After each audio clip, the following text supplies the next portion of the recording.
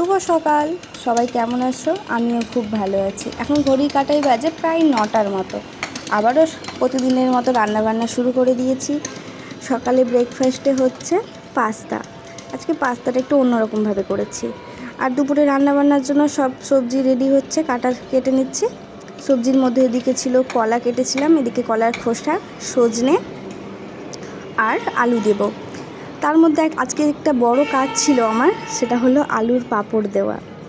আমি জীবনে প্রথমবারই এই আলুর পাঁপড় দিচ্ছি। মার কাছে প্রত্যেকবার দেখতাম, হ্যাঁ দিয়েছি, কিন্তু এরকমভাবে একা হাতে সম্পূর্ণ করে কোনো দিন দেইনি। এদিকে আলুগুলোকে যতটা পরিমাণে দেব সব আলুগুলোকে ভালোভাবে ধুয়ে জলটা শুকিয়ে রেখেছি। আর এদিকে আমি আরেকটা পাত্রে জল নিয়ে নিয়েছি বেশি করে। তারপরে আমি কুচি কুচি করে কিছুটা আলুর পাঁপড় কেটেছি, দেখতেই পাচ্ছ কেমন সাইজের। হাতে কাটলে একটু ছোটো বড়ো হবে, হ্যাঁ যদি মেশিনে কাটো তাহলে এক সাইজেরই হবে। আর এদিকে পাস্তা রেডি হয়ে গেছে, কিন্তু আমি পাস্তা খাবো না। আজকে পাস্তাটা খেতে ইচ্ছে করছিলাম, তাই জন্য আমি ভাবলাম একটু কেলগস নিই। তো আবার অল্প করে আমি এটা খেয়ে নেব।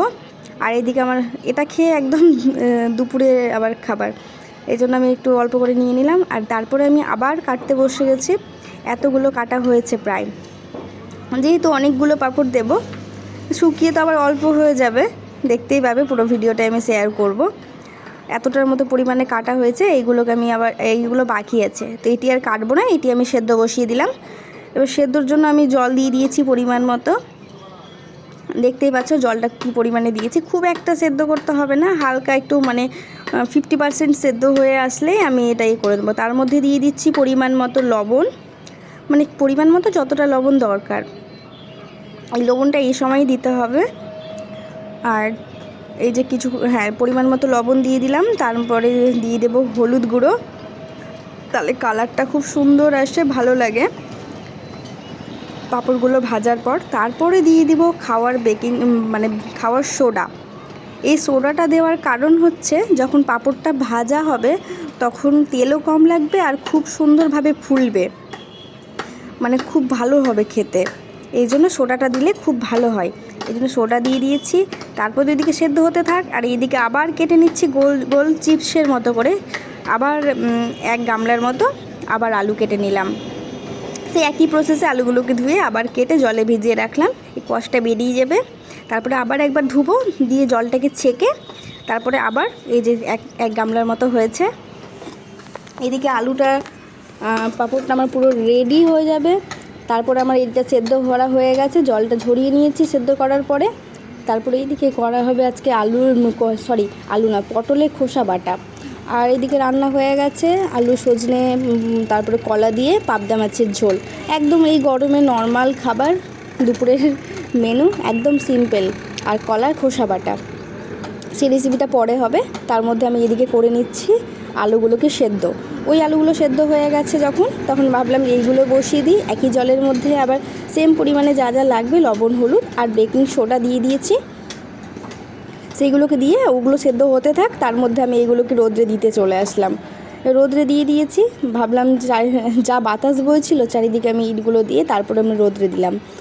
বেশিক্ষণ লাগবে না, হয়তো আজকের দিনটাতে অনেকটা শুকিয়ে যাবে, কালকে আবার একবার রোদ্রে দিলে হয়তো অনেকটা হয়ে যাবে। তারপরে বাকিগুলো আবার সেদ্ধ হয়ে গেছে, সেইগুলোকে আমি রোদ্রে একটা একটা করে দিয়ে দিলাম। যা রোদ্র পড়েছে, অনেকটা সময় লাগলো একটা একটা করে মেলে দিতে। দেখতেই পাচ্ছ আমার আলুর পাঁপড়টা দেওয়া কি ঠিক হয়েছে, আমি কি ঠিক উপকরণগুলো দিয়েছি, একটু কমেন্ট করে জানিও। আর কারা কারা আমার মতো এরকম আলুর পাঁপড় দিয়েছো বা দিচ্ছ সেটাও জানাবে। আলুর পাঁপড়গুলো আমার দেখতেই পাচ্ছ কি সুন্দরভাবে একটা একটা করে দিয়ে দিয়েছি। আর এটা আমি কিছুক্ষণ পরপর আবার উল্টে নেব, 1-2 ঘন্টা পরপর এসে আবার ওলট পালট করে নেব, তাহলে ভালো হবে। তারপরে এদিকে তো বসিয়ে দিয়েছে আবার পটলের খোসা বাটাটা। কোনো কিচ্ছু না, পটলের খোসাটাকে সেদ্ধ করার পরে আমি এই রেসিপিটা আমি এর আগেও আমার ভিডিওতে দেখিয়েছি, শেয়ার করেছি তোমাদের সাথে, দেখলেই হয়তো দেখতে পারবে। তারপরে এদিকে তারপরে আমি দুপুরে আবার ভাতটা খাওয়ার পরে ভাবলাম একটা ফল কেটে দিই, আবার একটা মৌসম্বি কেটে দিলাম। তারপরে বিকেল সেই প্রায় 5টা নাগাদ ছাদে গিয়ে দেখি আমার আলুর পাঁপড়ের এই অবস্থা। তো প্রায় অনেকটাই শুকিয়ে গেছে, আমি আবার একটু নাড়াচাড়া করে তারপরে ভাবলাম, দেখতেই পাচ্ছ প্রায় অনেকটা 70%-এর মতো শুকিয়ে গেছে। কালকে দিলে বাকিটা শুকিয়ে যাবে। এই আলুগুলো যখন পুরোটা শুকিয়ে যাবে আমি তেলে ভেজেও দেখাবো কেমন হয়েছে। আর প্রথমবার করলাম, জানি না খেতে কেমন লাগবে। দেখে তো মনে হচ্ছে ভালোই হয়েছে, তোমরা জানিও কেমন হয়েছে। এগুলো দিয়ে সন্ধ্যাবেলা নাগাদ আমি ওপর থেকে নিয়ে চলে আসলাম, কালকে আবার রোদ্রে দেবো। সন্ধ্যের টিফিনের জন্য বানালাম কলাই সেদ্ধ, ভাজা কলাইকে বেগুন দিয়ে টমেটো আর 2টো শুকনো লঙ্কা দিয়ে লবণ হলুদ দিয়ে এটা সেদ্ধ করে মুড়ি দিয়ে খাওয়া হবে।